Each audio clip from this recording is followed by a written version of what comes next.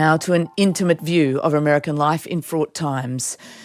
Pulitzer Prize winner David Finkel, known for his in-depth observational reporting, has written a new book that navigates a deeply divided America and observes the fractures that have widened since the 2016 election of Donald Trump.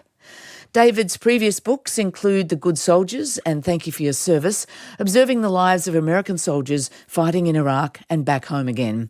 Now, David has again embedded, spending years with a small group of interconnected people in Atlanta, Georgia, including one of those US soldiers from Iraq. And they find themselves, this group, on opposite sides of the growing political divide. The book is called An American Dreamer, Life in a Divided Country. It's a story of distrust, hopes and beliefs, and it's an absolutely fabulous read, I have to say. David, welcome back to Australian Radio. Hi, Fran. How are you? I'm very well, thank you. David, I wonder if I could ask you to set up the story you're telling here by getting you to read the first couple of pages of your book. Would you do that for us?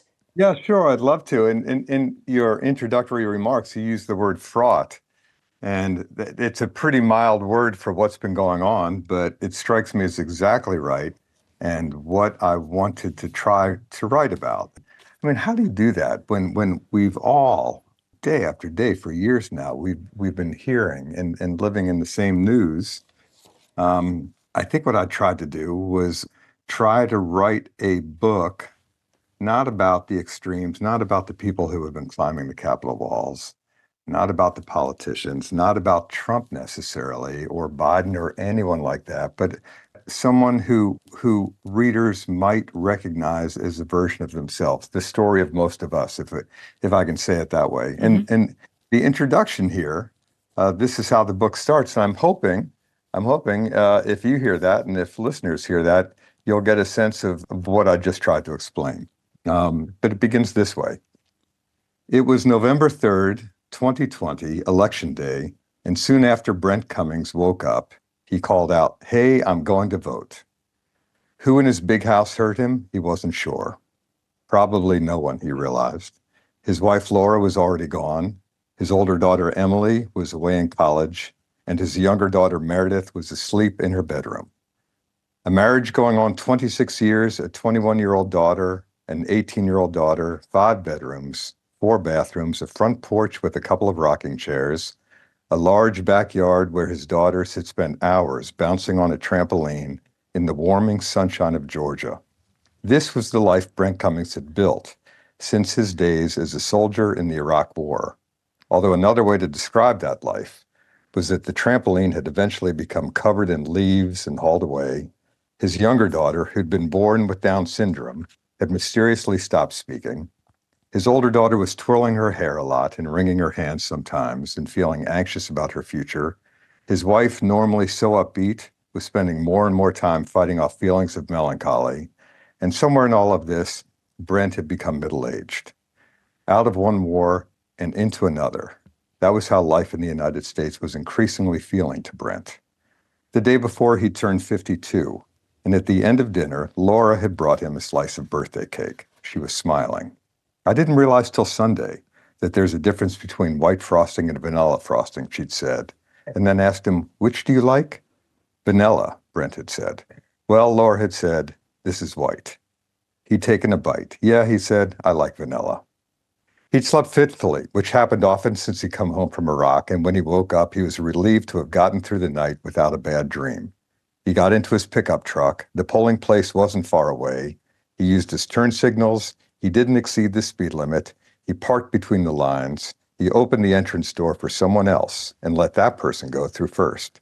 He believed in courtesies and in rules, and he believed that anyone who held doors, didn't lie about cake frosting, didn't cheat, worked hard, and treated people with respect would have a shot at a life of opportunity and meaning. "Here to vote?" a poll worker asked him. "Yes, sir," he said. Okay, so that's the opening of this book. It is. Out of one war and into another, that's how life in the US was increasingly feeling. That's Brent Cummings they're talking. You've observed Brent over many years. You've observed him on the battlefield, now back home. Just tell us a bit more about Brent Cummings and why it's his story you chose to tell. What does he represent? Thank you for asking that, because I've known Brent since 2007 when he was part of a unit in the U.S. Army unit that had been sent to Baghdad during the Iraq War. And I was there to write a book about what happened to that unit. This was 2007. I happened to live in a room next to Brent, and over the course of a year, really, while I was there, I got to know him pretty well. And I saw him making the most extraordinary decisions in the course of war, in the course of combat, the most humane and decent decisions, just little things that people might brush over that he took so seriously, whether it was, oh my gosh, Ren, it was the most absurd thing. The first time I saw Brent in action was when some soldiers were supposed to take over a factory in another part of Baghdad to live closer to the population they were trying to protect. And the factory was fine, except in the courtyard, there was a lid over something that was hidden. And they pried open the lid and they looked inside. And inside was a bunch of wastewater, sewage water. And floating in the water was an Iraqi who had been killed. And I mean, I won't bother to describe this. It was a rather gruesome sight.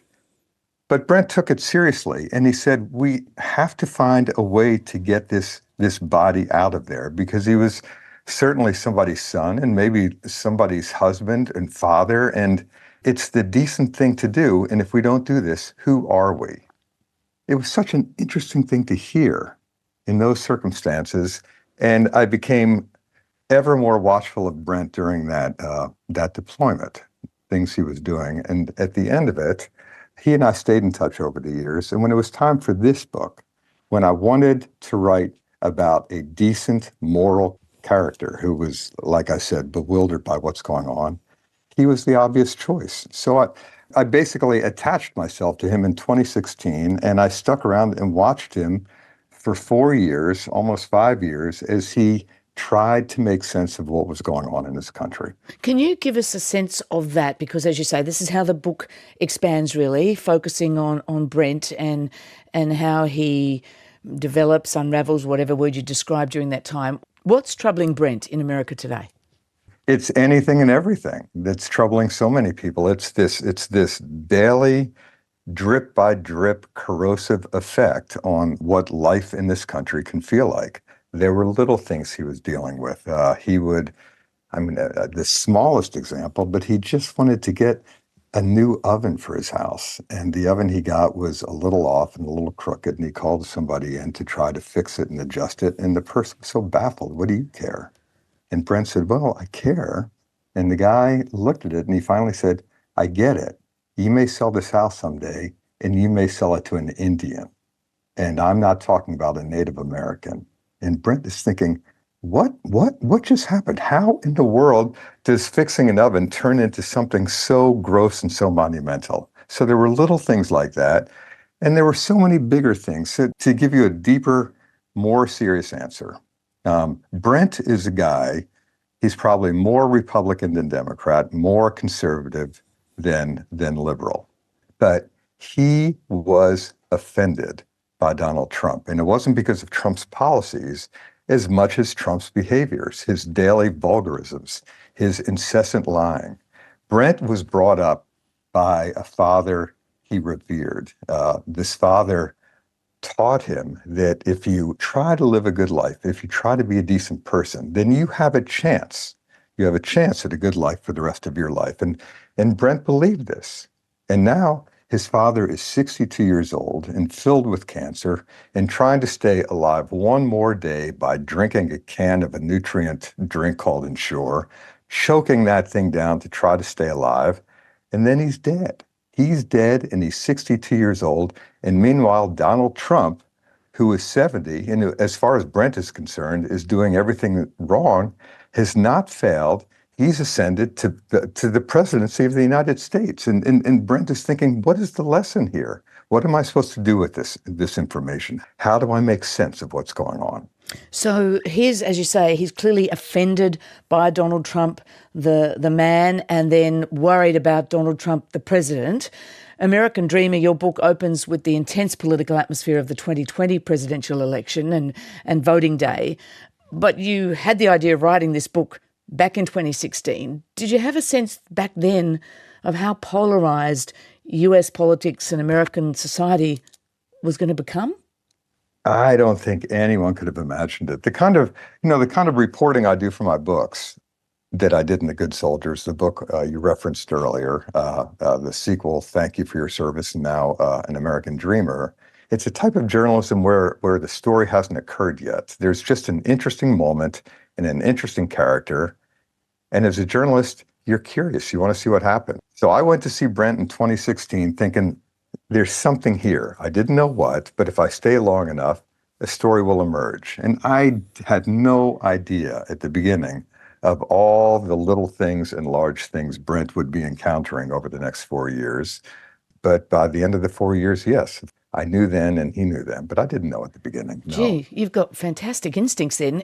How do you gather, or how did you gather and develop your story? And how long did you spend there with Brent Cummings, his family, his neighbours? What was that process? Did you actually embed with them?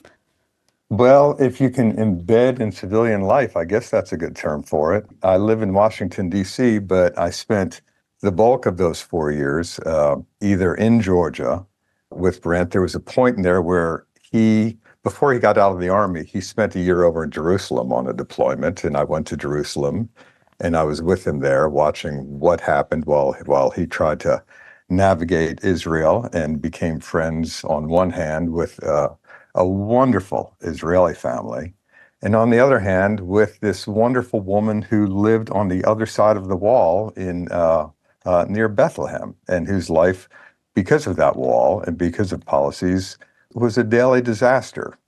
And so here's Brent experiencing these two versions of life and learning more and more about his own by such experiences. At the end, the pandemic came, and that got a little tough for reporting. And I guess you can understand this because if my technique is to just go and hang out in the serendipity of a day to see what happened, suddenly there's this pandemic where reporting changed. For that year, what I did is I rented a house on the street where Brent lives, and so at least I was in the vicinity for my reporting. It's an extraordinary commitment to the story. I just want to stay a bit longer with your process. I mean, you developed the trust and the friendship with Brent over the years. We can see that, but it's another thing to get access to what feels like, unfiltered access to their interior life, their thoughts and their responses. Are you just like literally sitting in a corner listening, or what are you doing? That's what we do, right? I was fortunate in this case because I spent time with Brent in Iraq in very, very difficult circumstances. I mean, this was a tough deployment those guys went through. And I was there, I was present, I was often in the company of Brent when bad things were happening. And he saw how I behaved as a journalist. So trust was built in, was baked in somewhat by the time I came to him with this new idea for a book. Nonetheless, to go back to your earlier question, did I have any idea what things would corrode into at the beginning in 2016? No, and neither did Brent. And I have to say, as the years went on, I think it's fair to say that Brent became increasingly worried about what the blowback would be on him for being at the center of a book in such fractured times when he was clear about his feelings about Donald Trump. All credit to him for sticking with it. He and his family could have backed out, but they decided, for whatever reasons, this story was important to add to the archives of the history of this moment, and they stuck with it. Which is, as you say, a big commitment, because you paint divided street, divided neighbourhood, divided country. There's likely to be blowback for him, isn't there? Has there been already? Well, there hasn't been yet, and I'm hoping there won't be. But I can't make that promise to Brent or his wife, Laura. Or I also write in the book about Brent's next door neighbor, a guy named Michael, and his wife, Ann. And they're both hardcore Trump MAGA people, as hardcore as you can get. And they, for whatever reasons, were very open about their lives as well and their beliefs, but they have the same concerns. What will being in this book? They're you, they're me. They're not politicians. They're not famous people. And what's going to happen to them for being so public about their feelings in such a fraught time? You're listening to Saturday Extra. Frank Kelly here with you, and David Finkel is my guest. He's a Pulitzer Prize-winning journalist and author of a new book called An American Dreamer, Life in a Divided Country.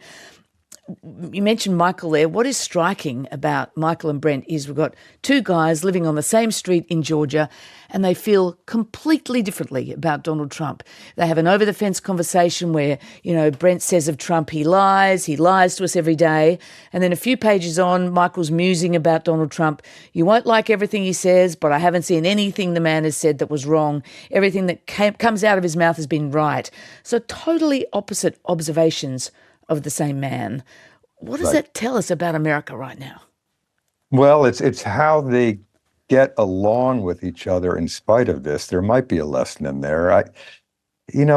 They tried so hard not to talk about politics with each other. They're neighbors. They share a street together. But one time, as you mentioned, they did get into the conversation, and it was getting pretty heated. And at the end, they both peeled back before it crossed a line from which they wouldn't be able to recover. And they've gone on, and they continue to be good neighbors, and they don't talk about this. So, I don't know what the lesson is there. Is it that we can get along through willful ignorance, or we can get along when we differ with each other by not focusing everything on that difference, but trying to find some commonality? In their case, that's what they're trying to do, and they do get along. But I'm telling you, there's central tension that's there that if they ever get in another political discussion, it's going to come up again, because they exist in the same country, but it's two different countries. Michael, all of the information he gets comes from sources that absolutely buttress his view of the world. And Brent reads widely. He looks at right-wing websites. He looks at left-wing websites. He reads newspapers widely, mainstream and different ones. So he does have I think, a larger view of the world than Michael does. But there's no penetrating Michael, because when he says things to Michael about what he finds to be the truth of Trump, it's news to Michael because he's never heard this before. It doesn't exist in his version of America. And we don't exactly track this, but did you get the sense that Brent's view of Trump emerged? I mean, as you say, he's a veteran of the Iraq War, he's a son of the South, he's a, middle America white guy on paper. In fact, he says it's in the book, probably more Republican than Democrat. You might be forgiven for assuming that he would be a Trump supporter. But assumptions about each side are perhaps part of the problem. And it turns out he's not a Trump supporter. I don't think we find out how he voted in 2016. But these days, when you're with him, he's working at the University of North Georgia, he's in charge of cadets, and he starts to see some things that really trouble him about, tensions, for instance, over the Confederate flag. Right, he does. So whatever people might assume about Brent, because he was born in Mississippi, he has family that traces back to the Confederacy. He drives a pickup truck. He likes to shoot guns. All the things, all the tropes that make you think you know who Brent is. He's not that guy. Just like I saw him take on things in Iraq and act from a position of humanism and of decency, that's how he approaches so many things in modern life as well. All the little things that come his way when there's a group that comes after him, accusing him of being part of a group that is cruel to Palestinians, he doesn't know what to do, because among the group that's assaulting him, he's pretty sure he's the only one that has a dear friend who is Palestinian. He's pretty sure he's the only one who has been to iftar dinners. He's pretty sure he has knowledge other people don't have. But what can he do? Because if he answers them, the answer won't be believed, because that's the point we've come to in so many ways at this time in America. What's fantastic as a reader, I think, of this book is you follow Brent's life and you feel him changing. You feel the impact of the weaponized political debate in the United States. He says at one point, the angry man, that's who he could feel himself becoming on many days. And earlier in the book, he observes of himself, these are his days now, the days of a moral man in the midst of a moment that felt immoral to him. So the social divisions, the prejudice he's experiencing feel painful for him. It's almost like it's affecting his psyche and his character. Did you observe that change? Very much so. I think there was an accumulation that I saw over the 4 years I was following him for this book. At the beginning, it was more benign. Like I said, it was bewilderment. But by the end, especially, the book begins with that scene of him voting. It's the smallest thing. But in a democracy, in some ways, it's the purest, most meaningful thing you can do. You vote. And then he did vote. He walked out of the voting booth that day thinking he had done something meaningful. And then what happened next? There was just such an effort to discredit votes, to warp them, to undermine them, to bastardize them, that the bewilderment that we saw at the beginning of 2016 by the end had changed into a visceral anger.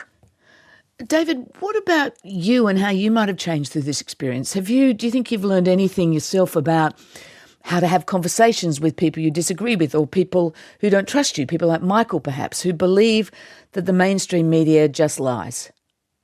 Michael believes that strongly. And when I'm not writing books, I work at the Washington Post, and Michael doesn't read that paper and has a deep distrust of it. Nonetheless, for whatever reasons, he welcomed me into his life. We spent a lot of time together. I like all the people I write about, and Michael included.